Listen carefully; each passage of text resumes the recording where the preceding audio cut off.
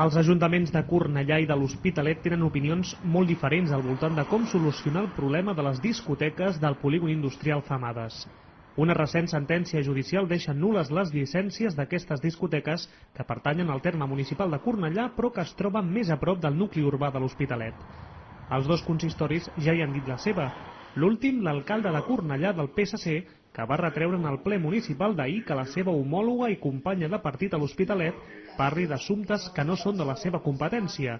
Al seu torn ha demanat que en el futur apliqui a la seva ciutat el que predica per les altres. Des de l'Hospitalet, l'oposició veïnal a les discoteques és cada cop més intensa.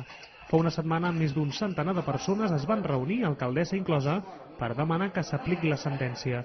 Fins i tot el ple de l'Hospitalet ha aprovat una moció en aquest sentit i veient que Cornellà no reacciona, han pujat el to de les seves demandes. S'exigir a l'Ajuntament de Cornellà que compleixi la sentència que un jutge ja ha dictat.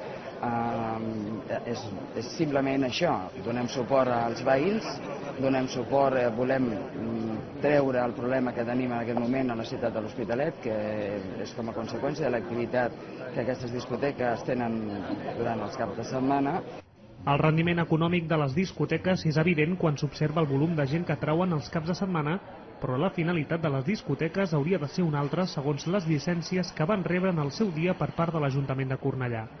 Teòricament haurien de servir com a zona d'esbarjo per als treballadors del polígon.